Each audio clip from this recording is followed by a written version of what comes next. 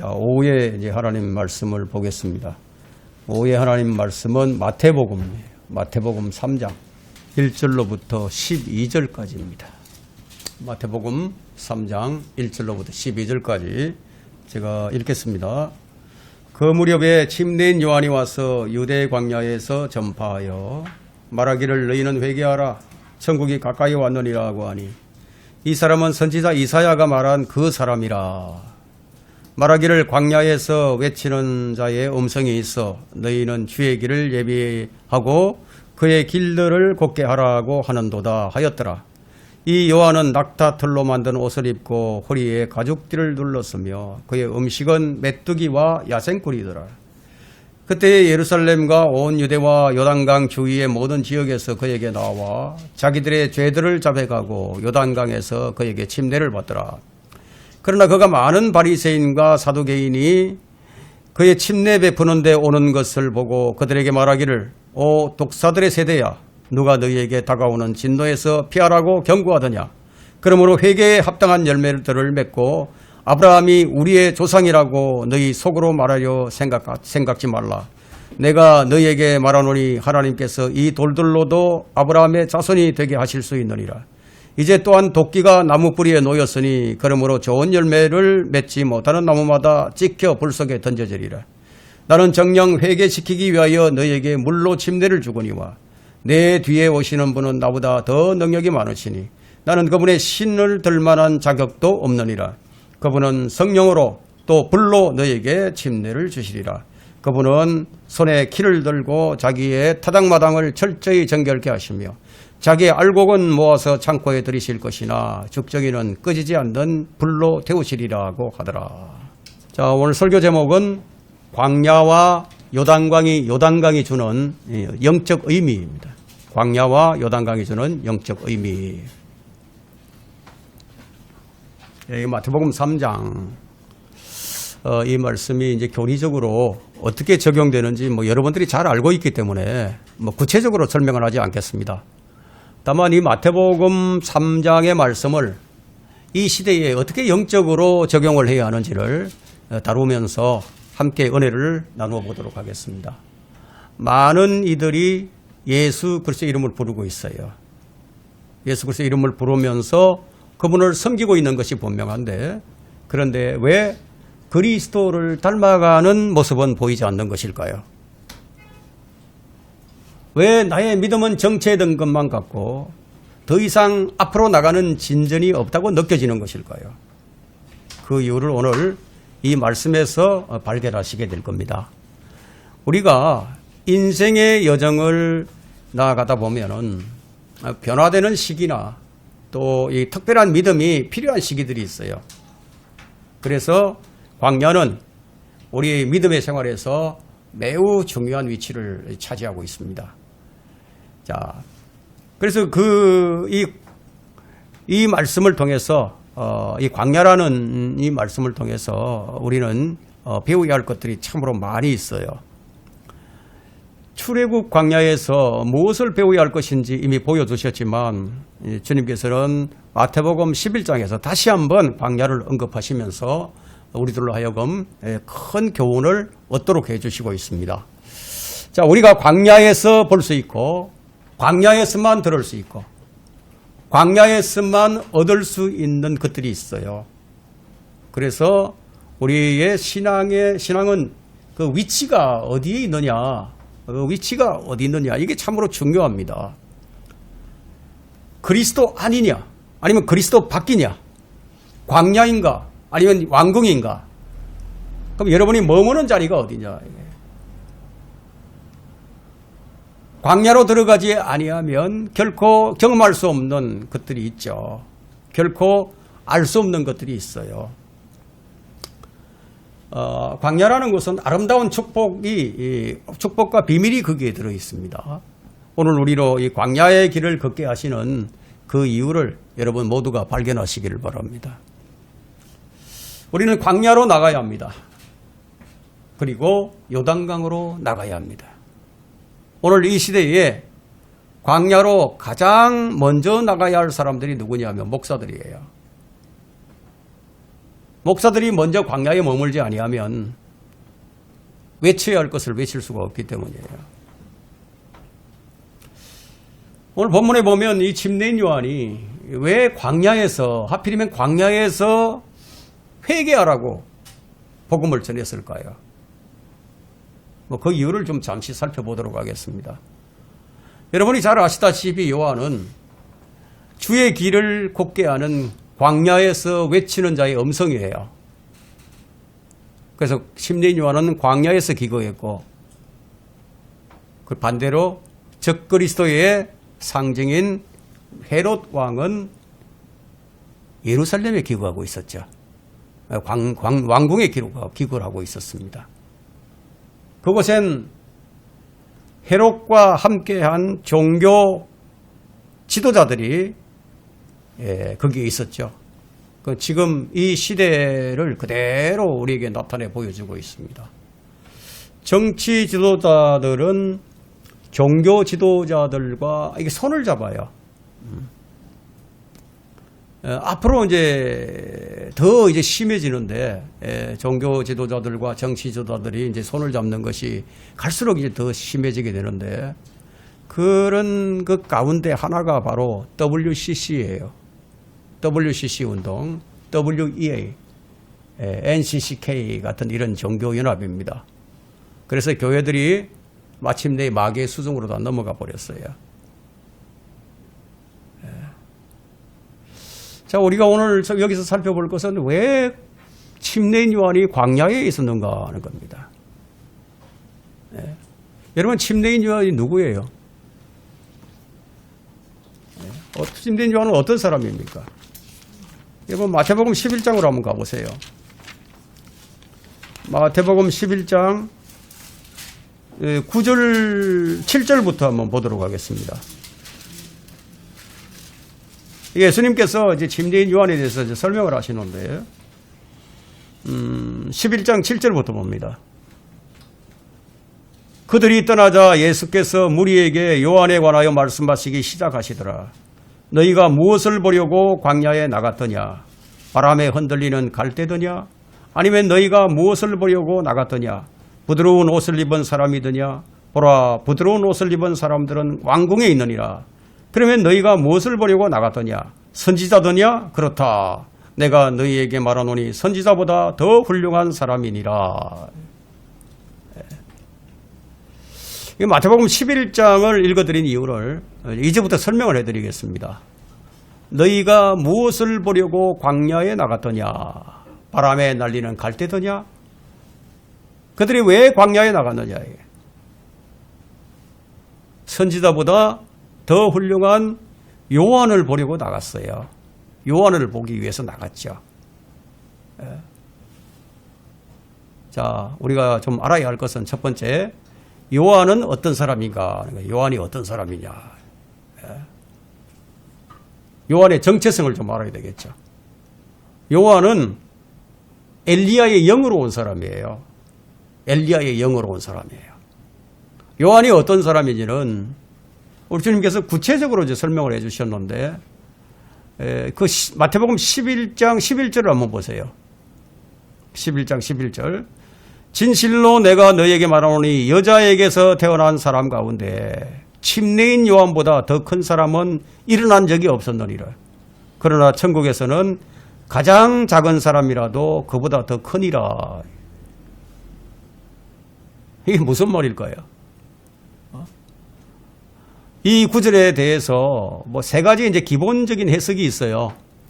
세 가지 기본적인 해석이 있는데, 첫째 해석은 문맥에서 의미하는 것은 요한은 구약 선지자 중에서 마지막 선지자로서 메시아의 선두주자로 택함을 받은 가장 위대한 사람이라는 것을 9절과 13절에서 우리가 발견합니다. 선지자더냐? 선지자보다 더 훌륭한 사람이니라. 그렇게 말씀하고 있죠. 13절에는 모든 선지서와 율법은 요한까지 예언한 것이라. 선지자의 끝이 뭐예요? 선지자의 끝이 요한이라고 얘기하고 있죠. 자, 둘째는 누가복음 7장 28절에 있는 이 평행구절에서 이제 발견되는 것으로서 하나님의 나라에서 누가복음에는 이제 하나님의 나라가 나오고 이 마태복음에는 천국이 나왔어요. 그러니까 하나님의 나라에서 가장 작은 자일지라도 요한보다 더 크기 때문에 그리스도께서 거듭난 하나님의 자녀에게 말씀하신 것으로 볼 수가 있습니다. 거듭난 그리스도인이 요한보다 더 큰 이유는 거듭난 그리스도인은 여자에게서 태어나지 않았기 때문이에요. 이게 무슨 말이냐? 그리스도인은 하나님에게서 태어난 사람들이에요. 이게 거듭남이죠. 요한은 거듭나지 않았어요. 요한은 그리스도인이 아니에요.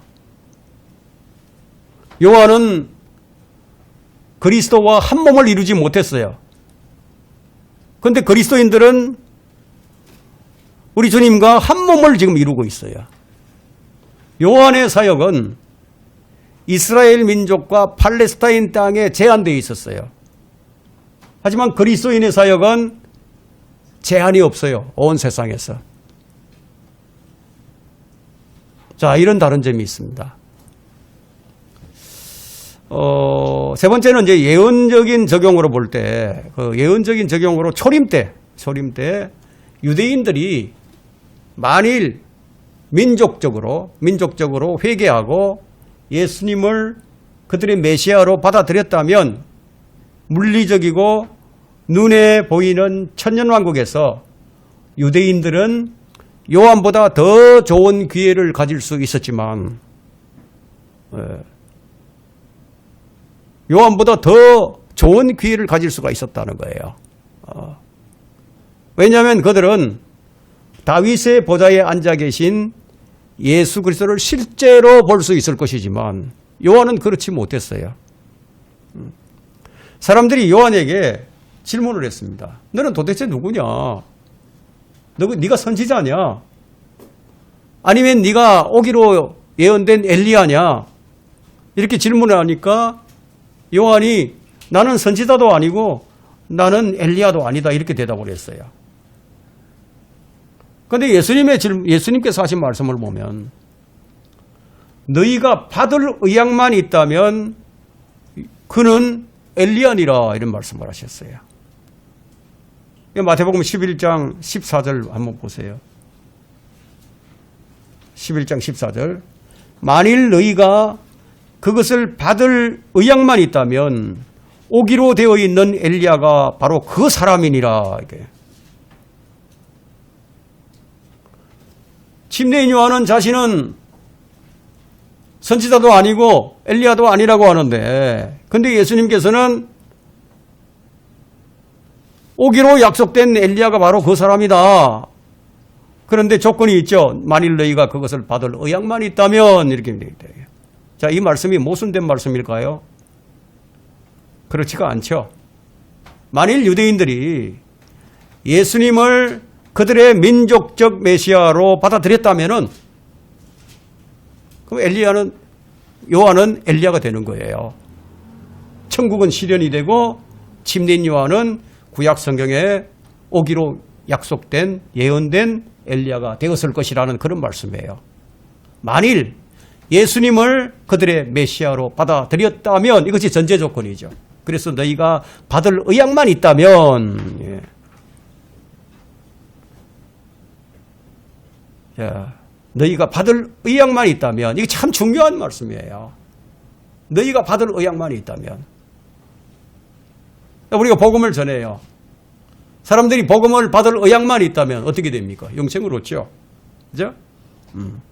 받을 의향이 있느냐 없느냐 이게 너무 중요하다는 거예요. 자, 우리가 말씀을 공부하고 말씀을 듣고 말씀을 대합니다. 그런데 그 말씀을 내가 받을 의향만 있다면 어떻게 됩니까? 여러분 말씀을 한번 보세요. 말씀은 하나님의 말씀. 근데 하나님의 말씀은 창세기에서 무에서 유를 창조하셨어요. 말씀하시니 그대로 되니라. 말씀에 이런 능력이 있어요. 그리고 지금 히브리서 1장 3절을 보면은 자, 우리 주님께서, 창조주이신 주님께서 지금 이 만물을 어떻게 하고 계시죠? 말씀으로 지금 붙들고 계신다고 말씀하고 계십니다. 무엇으로 붙든다고요? 말씀으로 붙들고 계신다 이거예요. 그 말씀을 놓아버리면 어떻게 되겠습니까? 이 우주가 어떻게 되겠느냐 이거예요. 베드로후서 3장처럼 박살이 나버리는 거예요. 베드로후서 3장에 그분이 이 말씀으로 붙들고 있는 이 창조물들을 놓아버리는 순간에 우주는 불타버리고 사라진다는 거예요. 그 말씀이 이렇게 중요하다. 받을 의향이 있느냐. 그래서 이 말씀은 너희가 무엇을 보려고 광야에 나갔더냐. 이 말씀과 연계시켜 본다면은 이 본다는 것이, 내가 본다는 것이 얼마나 중요한지 알 수 있다. 내가 무엇을 보느냐에 따라서 생각이 달라져 버려요. 내가 무엇을 보느냐에 따라서 가치관이 달라져 버려요. 이 사람들이 보는 관점, 사람들이 요한을 어떻게 볼 것이냐, 사람들이 예수님을 어떻게 볼 것이냐, 그것을 보는 관점에 따라서 요한은 엘리야가 될 수 있었다 이거예요. 그런데 받을 의향이 없었던 바리새인들과 서기관들의 눈에는 요한이 어떻게 보였습니까? 미치광이처럼 보였단 말이에요.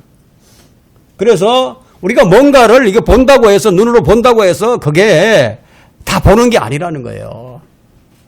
사람들은 그냥 보고 싶은 것만 봐요. 그냥 자기가. 그리고 생각하고 판단하고 그렇게 결정을 내립니다. 바리새인들의 눈에는 예수님은 마귀 들린 자였어요. 그렇게 보였어요. 바리새인들 눈에는. 예수님이 신성모독하는 자로 보였어요. 분란을 일으키는 자로 보였어요. 세상을 혼란케 하는 자였을 뿐이에요. 그러므로 우리가 성경을 어떻게 보느냐, 내가 이 성경을 어떻게 보느냐, 거기에 따라서 해석도 달라진다는 거예요.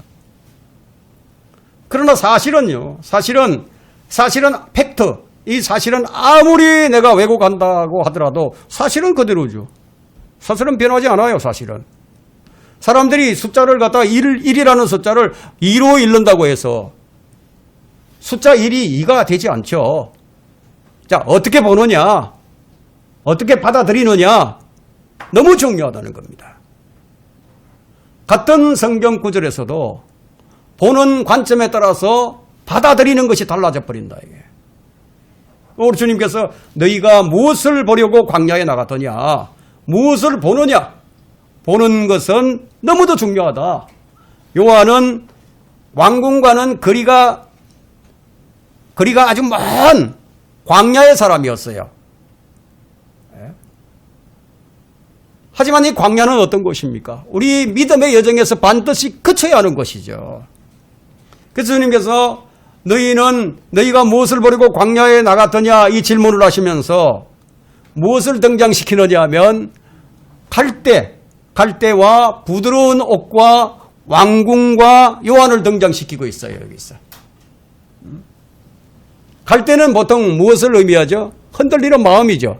그죠? 흔들리는 마음.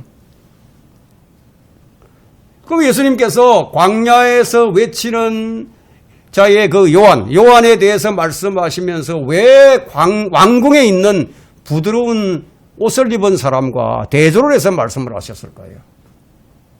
부드러운 옷과 흔들리는 갈대, 이 둘의 공통점이 뭐죠?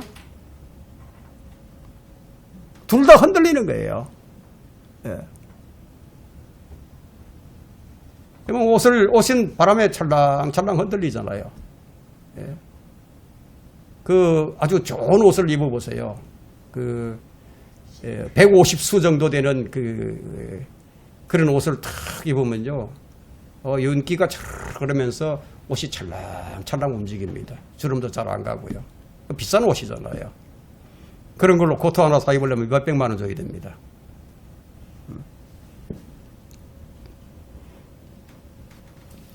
자, 바람에 흔들린다. 이건 뭘 의미하느냐 하면 시류에 따라서 사는 사람을 의미하는 거예요. 시류에 따라서 사람이 산다 이거예요. 아무런 의미도 아무런 뜻도 모르면서 사람들이 많이 가니까 그걸 많이 하니까 따라가는 그런 사람들은 뭐가 같으냐 하면 갈대와 같은 사람들이에요. 근데 많은 사람들이 믿음의 생활을 하면서 그 믿음의 생활을 하는 동안에 바람에 따라서 막 흔들거리죠. 무엇인가에 따라서 움직여요. 교리가 없어. 뼈대가 없는 거예요. 뼈대가 없으니까 흔들리죠.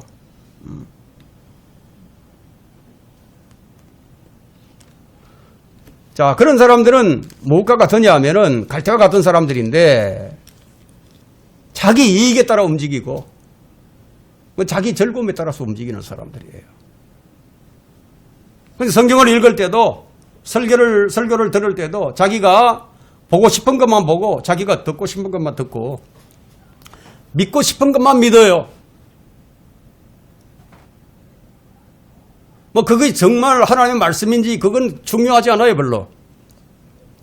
그래서 자기 귀를 즐겁게 해주고 자기를 기쁘게 해줄 수 있는 그런 선생들을 따라서 움직이는 거예요. 바람에 따라서. 교회가 세상 시류에 따라서 움직이게 될 때 교회의 메커니즘이 제대로 작동을 하지 않게 됩니다. 예루살렘은 평화의 도성이죠. 평화의 도성인데 주님이 안 계시는 예루살렘은 뭐죠? 더 이상 평화의 도성이 아니에요. 소돔과 고모라일 뿐이죠. 교회는 시류에 따라서 움직이게 되면 더 이상 교회가 아닙니다. 그런 교회엔 주님이 계시지 않죠. 그러면 시류에 따라서 편성하는 사람들은 광야로 갈 것이 아니라 어디로 가야 됩니까? 왕궁으로 가야 되는 거예요. 광야와 같은 교회로 나와서 왕궁 같은 삶을 살기를 원한다면 그 사람은 광야에 무엇을 보러 나온 사람이냐? 갈대를 보러 나온 사람이다. 왕궁에 있는 부드러운 옷을 입은 고관들은 어떤 사람들이냐면 탐욕과 권력욕에 사로잡힌 아첨하는 사람들로서 여기 붙었다 저기 붙었다 그런 사람들이죠. 여러분 고린도전서 6장 9절에서는 부드러운 옷을 입은 사람들을 어떻게 말하고 있느냐면 여자처럼 행세하는 자라고 기록하고 있습니다. 여자처럼 행세한다는 이런 말은 헬라어로 말라코이스라고 하는데 말라코이스 그 뜻이 뭐냐? 부드러운 옷을 입은 사내답지 못한 아첨꾼을 뜻합니다. 예루살렘은 하나님의 도성이지만 주님이 안 계신 도성일 때는 정치와 종교의 야합이 있는 소돔과 고모라로 불리게 됩니다. 종교 지도자들과 정치 지도자들의 공통점은 사람들의 마음을 아프게 하는 말은 절대로 하지 않아요. 침례인 요한과 같이 회개하라 이런 얘기 안 해요. 독사의 세대야 이런 얘기 안 한단 말이에요. 이런 껄끄러운 말을 하게 되면 왜 인기가 떨어지니까 그런 말을 안 하죠. 표가 날아가는데 여러분 침례인 요한이나 사도들은 사람의 눈치를 보며 말하지 않았어요. 주의 말씀을 있는 그대로 전하게 되면요. 사람들이 그를 어디로 데리고 가는지 아세요? 칼 밑으로 데리고 가요. 칼 밑으로. 침례인 요한이 어떻게 죽었습니까? 목베임이 당했죠. 주의 말씀을 전하니까 아주 부드러운 말이 아니고 갈대와 같지 않으니까 결국 어디로 데리고 갔느냐. 목이 잘리는 헤롯 왕궁으로 데리고 가버렸어요. 여러분 주의 말씀 전하는 것이 고난을 감수해야만 한다는 것, 이 사실을 아셔야 됩니다. 두 번째, 하나님의 백성은 반드시 광야로 나와야 합니다. 침례인 요한이 왜 백성들을 광야로 불러내었을까요? 자기가 가지 않고. 그 광야로 나온 백성들은 거기서 무엇을 보았을까요? 거기서 그들이 침례인 요한의 그 얼마나 침례인 요한이 강해 보였습니까? 그것을 보고 무엇을 발견하게 되었을까요?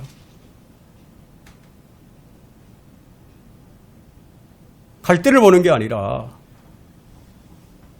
침례인 요한을 봤을 때 무엇을 발견하게 되었을까? 자신을 보는 거예요. 자기 자신을 보는 겁니다. 나라는 존재가 바람에 흔들리는 갈대구나. 내가 시류에 따라서 사는 사람이었구나. 내가 두 마음을 품고 하나님을 섬기는 자였구나. 그걸 발견하는 거예요. 자신의 본질을 발견한다 이거예요. 왜 믿음이 흔들리는 줄 아십니까? 흔들리는 것은 단일한 마음을 가지지 않았기 때문이에요. 여기서 무엇을 붙들 수 있을까? 저기서 무엇을 얻을 수 있을까?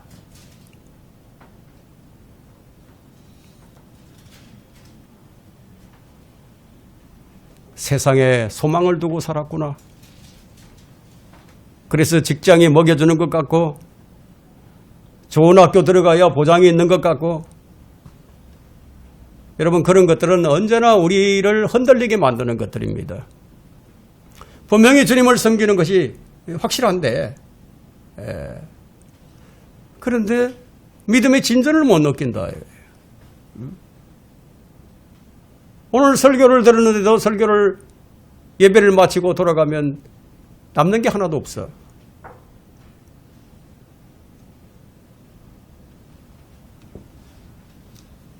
뭔가 남아야 될 거 아니에요.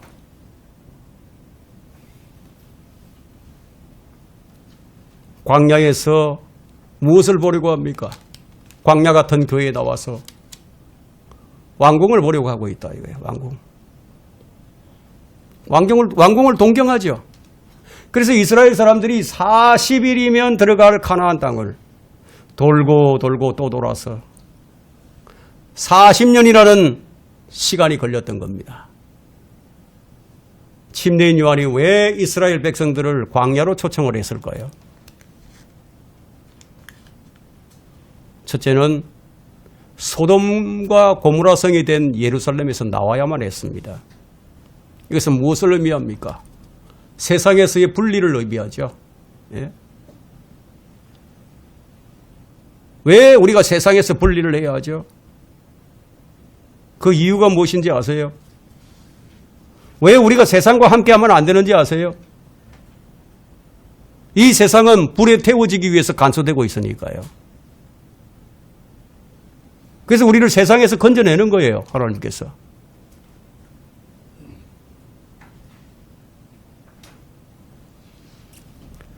불러내니까 그 다음에 뭐가 보이기 시작하죠?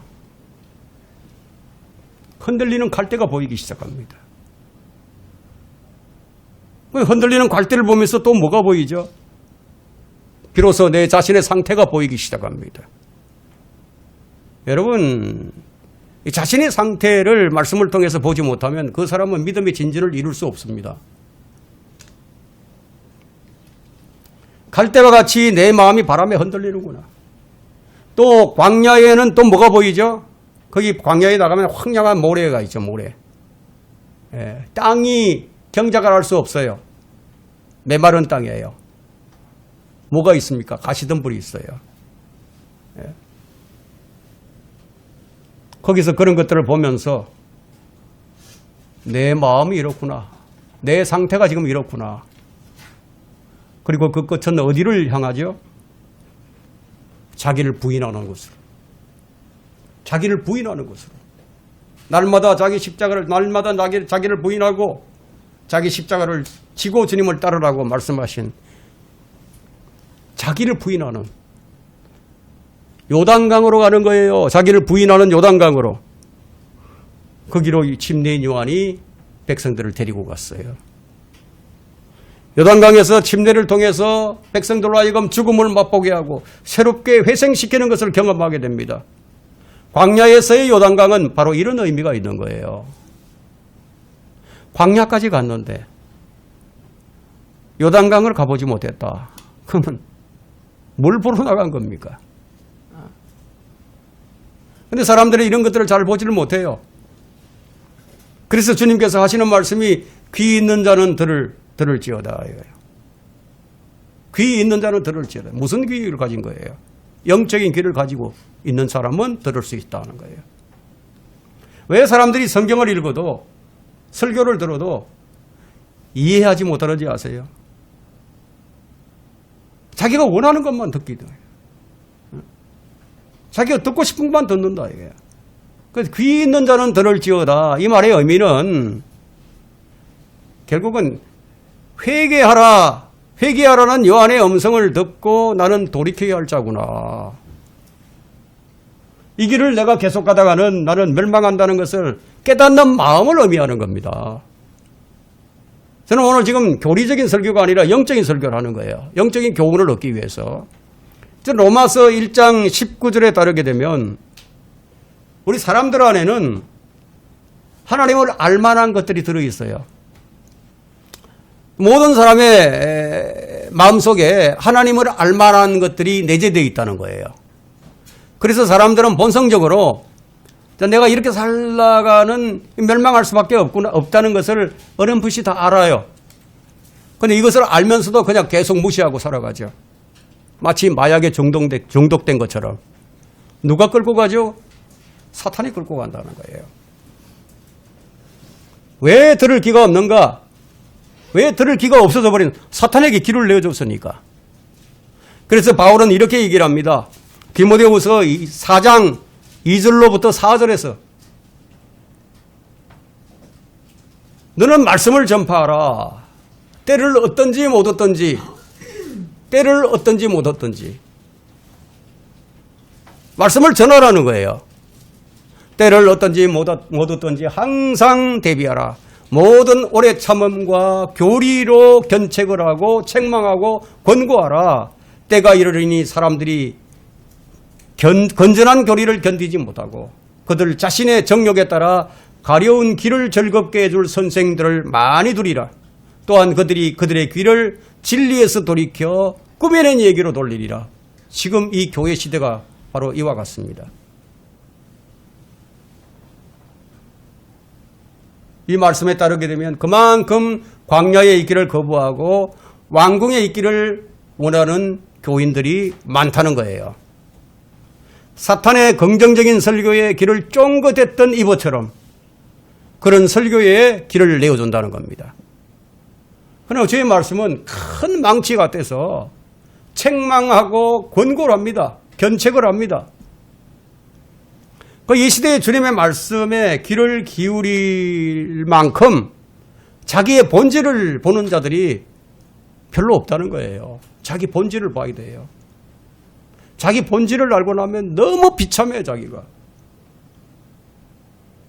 오, 나는 비참한 사람이로다. 이렇게 고백을 하지 않을 수가 없어. 너무너무 자신의 상태가 이건 고쳐서 쓸만한 게 하나도 없다는 것을 발견하게 된다. 이거예요.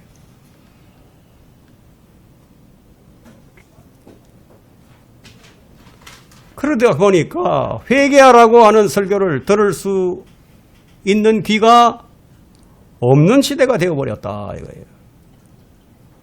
그 진리가 인기가 없는 거예요, 여러분. 여러분 진리 하면 인기가 있을 줄 알죠? 인기가 없어요, 사람들에게. 믿음은 들음에서 나오고 들음은 하나님 말씀에 의해서 나오는데 이 하나님 말씀을 듣지 않는데 어떻게 하나님을 올바로 섬기겠어요? 자기가 믿고 싶은 말만 들으려 하죠. 그래서 교회마다 자기 좋을 대로 섬기는 자들로 넘쳐난다는 거예요. 고린도전서 2장에서 바울이 경고를 했죠. 자신은 인간의 말과 설득력 있는 그런 지혜의 말로 하지 아니한다고. 바울은 성경과 능력 나타남으로 자신은 말씀을 전파한다고 얘기를 했습니다.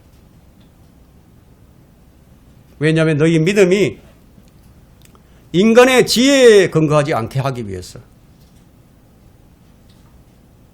오늘날 인간의 지혜에 근거한 믿음이 얼마나 많은지 모른다. 가짜 믿음이죠.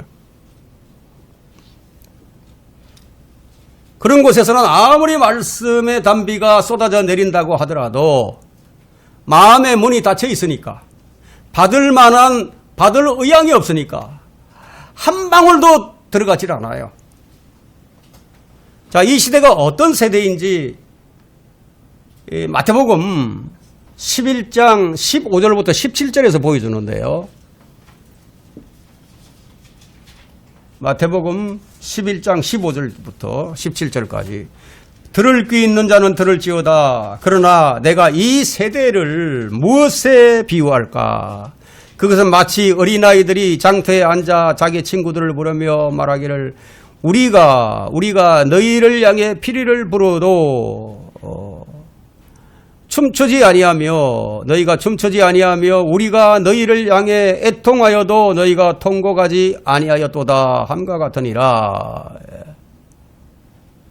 장터는 뭐예요? 사고 팔아서 이익을 챙기는데 관심이 있는 자들이 모이는 곳이죠. 이익이 없다고 생각하면 움직이지 않아요. 피리를 불어도 춤도 추지 않아요. 누가 애통하든지 관심이 없어요. 아무리 진리를 외쳐도 관심이 없어요. 마음이 딴 데 있으니까. 그럼 언제 춤을 출 거예요? 돈을 많이 벌면 춤을 추죠. 언제 통곡을 할까요? 손해를 많이 보면 통곡을 하죠. 오늘날의 이 세대가 바로 그렇다는 겁니다.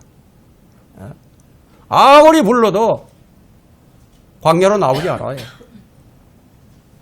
주께서 장터에 나와서 말씀하시는데 그 말씀 앞에서 엎드려서 우는 자가 아무도 없어요. 주의 말씀을 듣고도 감각이 없어요. 과인맞은 양심 때문에. 세상에서 뭔가 잃어버렸기 때문에 그냥 우는 자들 뿐이에요. 주의 강력한 말씀이 선포되어도 은혜의 말씀이 폭포수처럼 떨어진다 하더라도 그들의 마음은 어디에 가 있어요? 장터에 있다. 장터에. 들을 귀가 없다. 독사의 세대. 들을 귀가 없어 죄의 본성에서 떠날 줄을 모릅니다. 왜 요한은 백성들을 광야로 불러내었을까요? 도시는 타락의 조건밖에 없어요. 도시는 육체를 타락해 하고 혼을 지옥으로 데려갑니다. 그래서 거기서 나오라고. 장터에 있는 사람들은 자기 세계가 따로 있어요. 세계관이 달라요. 온통 거기에 정신이 팔려 있습니다. 자신이 어떤 상태에 있는지 전혀 알지를 못해요. 자신이 죄인임을 모른다면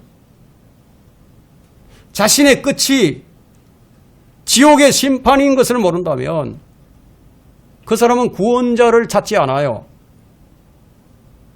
구원주를 찾지 않는다는 말이에요. 정말 자신의 끝이 지옥인 것을 안다면 하나님의 심판이 두려우니까 주를 찾지 않을 수가 없죠. 요한은 들을 귀가 없는 귀를 가진 자들에게 뭐라고 얘기하고 있느냐. 도끼가 이미 나무뿌리에 놓여 있다고 얘기합니다. 도끼가 이미 나무뿌리에 놓여 있다. 만일 누구라도 요한처럼 이런 영적인 실상을 보게 된다면 우리의 친구들이, 우리의 가족이 도끼에 잘려갈 뿐만 아니라 그들이 불로 심판을 받게 될 것을 알기 때문에 그들에게 복음의 메시지를 전하지 않을 수가 없게 돼요. 주님은 침례인 요한을 통해서 오늘의 말씀을 통해서 여러분들을 광야로 초청하고 있습니다. 세 번째, 광야로 나온 백성들은 자기들의 죄들을 자백하고 요단강에서 침례를 받습니다. 마태복음 3장으로 돌아와서 마태복음 3장 5절로와 6절을 봅니다. 그때 예루살렘과 온 유대와 요단강 주위의 모든 지역에서 그에게 나와 자기들의 죄들을 자백하고 요단강에서 그에게 침례를 받더라. 요한을 보러 나왔던 사람들이 이제 광야에서 요단강으로 가죠. 여기서 침례가 처음 등장합니다. 침례라는 이 용어가 이 성경에서 처음 등장하는데 요단강에서의 침례, 이 침례는 물에 잠기는 것이 분명하죠. 그렇다면 오늘날 교회에서 행해지는 세례가 옳은 것인지 여러분 스스로 무엇이 옳은지 여러분이 아실 거예요. 저는 뭐 비난하고 싶지 않아요. 옳은 것을 행하는 것이 좋지 않아요? 신약적인 의미에서 우리가 받은 물 침례는 어떤 의미가 있을까요? 우리는 침례를 통해 용서를 받거나 구원받는 것이 아니라 우리는 예수 그리스도의 믿음으로, 예수 그리스도를 믿는 믿음으로 구원받아요. 물 침례는 구원의 수단이 아닙니다. 물 침례는 우리가 물 침례를 받는 것은 우리가 구원받아 그리스도인이 되었다는 것을 간증하는 거예요. 간증. 내가 그리스도인이 되었습니다. 공개적인 간증이죠. 그래서 베드로전서 3장 21절을 보게 되면 분명해지는데 베드로전서 3장 21절에는 물은 예수 그리스도의 부활하심으로 인하여 우리를 구원하는 모형이라고 했습니다. 모형이니 곧 침례라.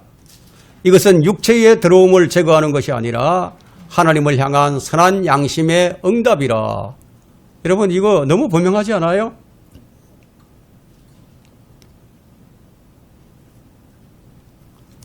그렇다면 우리는 이런 질문을 할 수 있습니다.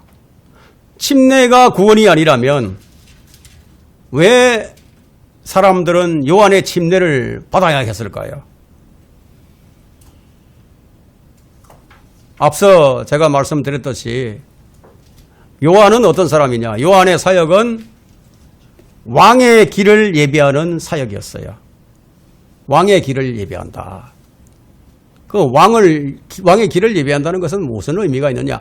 왕을 맞이할 준비, 왕을 받아들일 준비를 하는 그 사역을 했단 말이에요. 그래서 왕의 백성들이 자기들의 죄를 씻고 왕을 맞이하는데 필요한 행위가 침례였기 때문에 구약 성경을 보게 되면 구약의 유대인들이 율법하에서 어떤 부정한 것을 만졌다. 그랬을 때 어떻게 했습니까? 물로 몸을 씻었어요. 그죠? 자, 이것은 죄를 씻어낸다는 어떤 정결례 의식인데 유대인들은 천국의 왕인 메시아를 맞이하기 위해서 자기들의 죄를 씻는 정결례를 행해야만 했었습니다. 따라서 침례인 요한의 침례 목적이 뭐냐? 이스라엘의 예수 그리스도를 알리는 것이었다. 그래서 요한복음 1장 31절에서 요한이 자기가 온 목적을 얘기를 합니다. 자기가 왜 왔느냐? 자기가 왜 광야에서 외치느냐? 이 목적을 얘기하고 있는데 요한복음 1장 31절에서 나는 그분을 알지 못하였지만 그분을 이스라엘에 알리려고 내가 물로 침례를 주러 왔노라. 요단강의 침례가 이런 의미가 있는 거예요. 자, 이 상황은 천국이 임하기 직전 상황이에요. 그래서 회개하라, 천국이 가까이 왔느니라. 천국이 가까이 왔으니까 회개하라고 얘기를 하고 있죠. 그들은 왕을 맞이하기 위해서 그들의 죄를 씻어야만 했다 이거야. 왕을 맞이할 자세를 갖추라는 거였죠. 이것이 역사적인 상황이에요. 죄를 자백하고 침례를 받는다는 것은 물속에 잠기는 것. 물속에 잠기는 것이다. 뭘 의미하는지 아세요? 이거는 요한의 침례는 십자가 이전의 침례예요.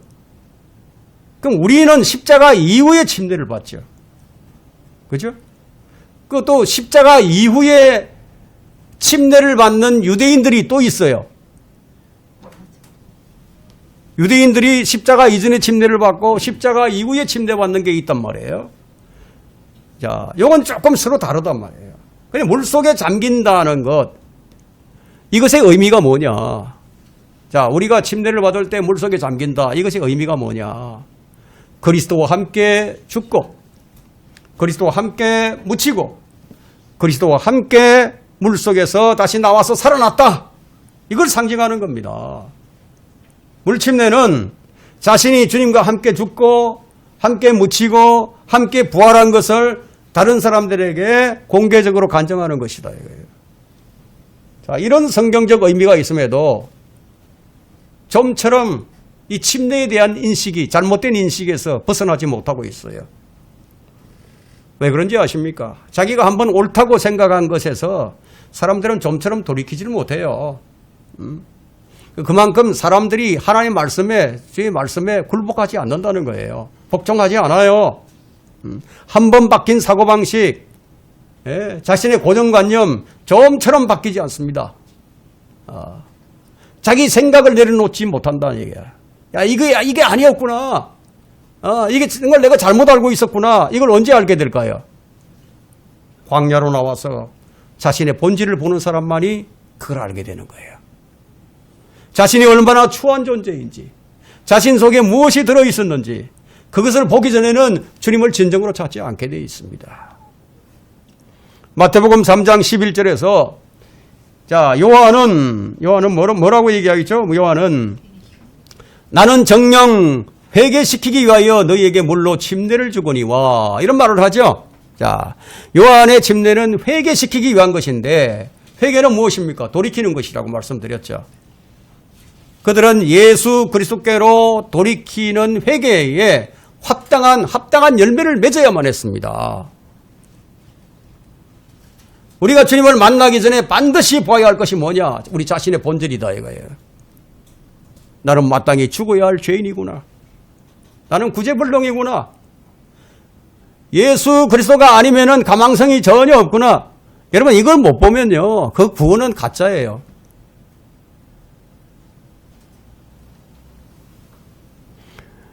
우리는 침례의 의미를 올바로 알아야 합니다. 잠깐 이게 발만 담그고 나오는 게 아니라 머리만 씻고 나오는 게 아니라 온몸을 다 수상시켜야 한다 이거예요.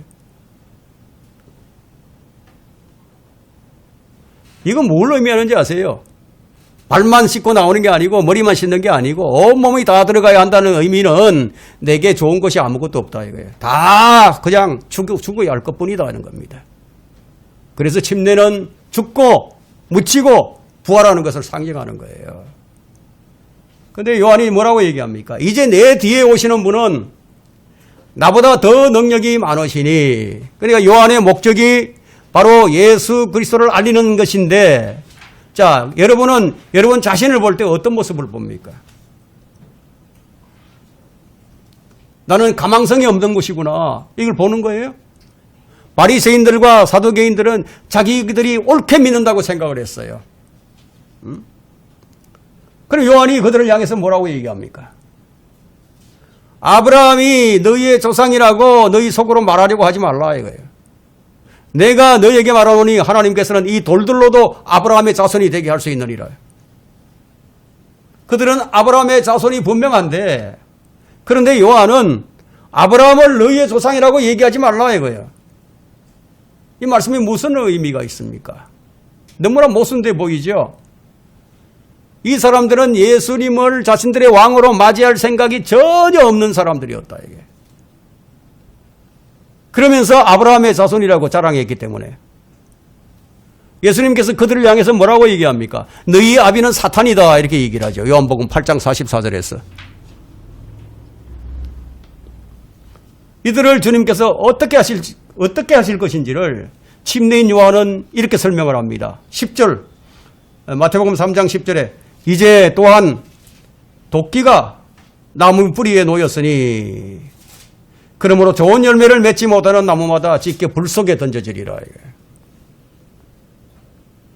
그리고 11절과 12절에 나는 정녕 회개시키기 위하여 너희에게 물로 침례를 주거니와 내 뒤에 오시는 분은 나보다 더 능력이 많으시니 나는 그분의 신을 들 만한 자격도 없느니라. 그분은 성령으로 또 불로 너희에게 침례를 주시리라. 그분은 손에 키를 들고 자기의 타작마당을 철저히 정결케 하시며 자기의 알곡은 모아서 창고에 들이실 것이나 쭉정이는 꺼지지 않는 불로 태우시리라고 하더라. 자, 침례인 요한이 이제 예수님께서 오셔서 앞으로 어떻게 하실 것인지를 그걸 이제 말씀해 주고 있는데, 예수님께서는 성령으로 침례를 준다. 또 불로 침례를 준다. 이런 말씀을 하고 있죠. 여러분, 왜 불로 침례를 주는지 아세요? 예?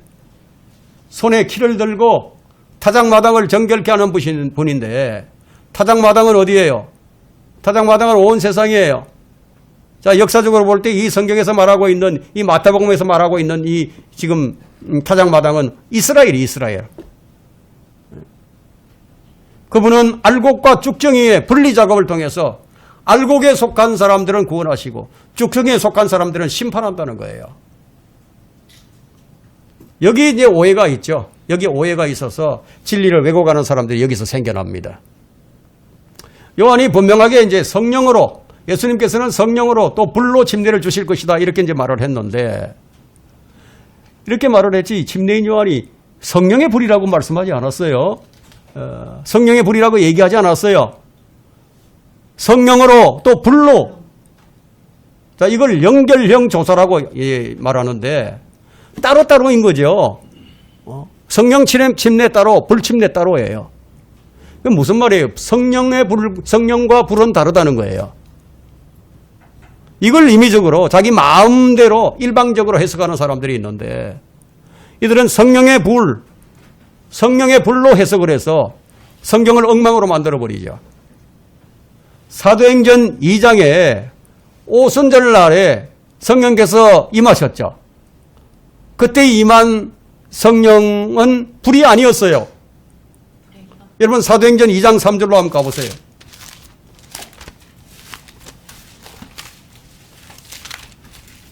사도행전 2장 3절. 이게 불인지 아닌지 한번 보세요, 여러분들이 직접. 2장 3절을 한번 보세요.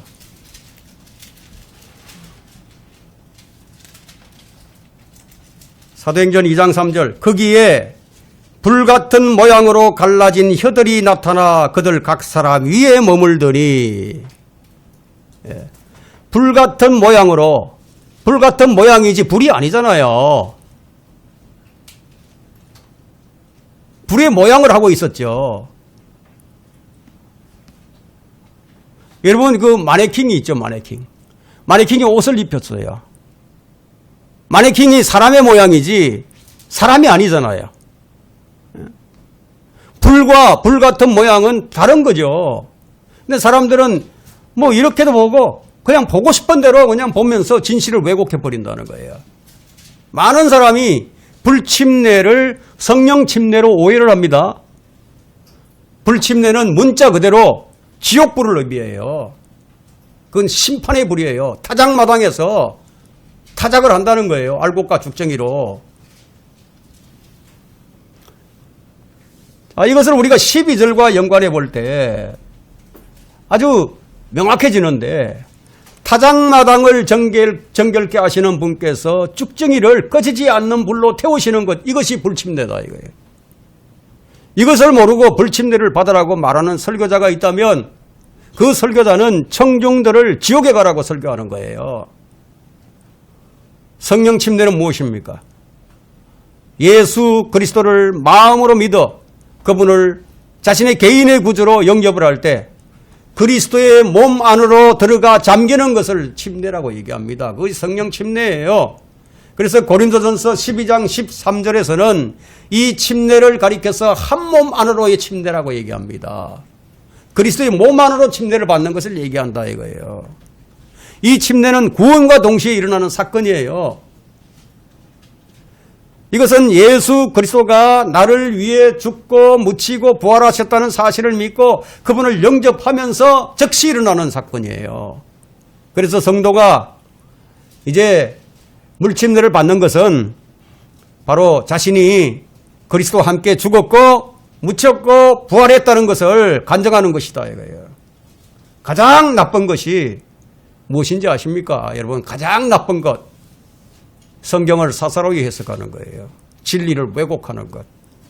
오늘날 교회가 진정한 의미를 알지 못하고 형식만 남아있죠. 그래서 침례 의식만 있고 마음의 돌이킴은 없어요.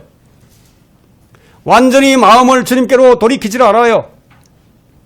여러분 죽정이하고 알곡은 보면 겉모양은 똑같아요. 같이 예배당도 다니고, 예? 또 죽정이와 알곡의 차이가 뭐예요?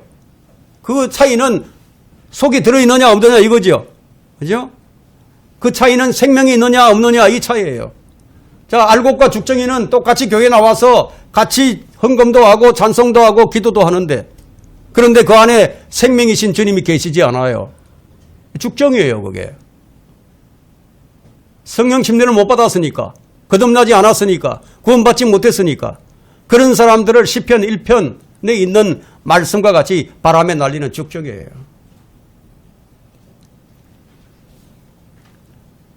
여러분, 이게 죽정이 키로 이렇게 치게 되면은 그 알곡은 바람에 날리지 않는데 뭐 죽정이는 바람에 날려가 버려. 죽정이 같은 사람들은 시류에 따라서 막 움직여. 그래서 왜 키로 쳐야 되는지 아십니까? 바람이 왜 불어야 하는지 아십니까? 바람이 불어야 알곡인 것을 확인시켜 주죠.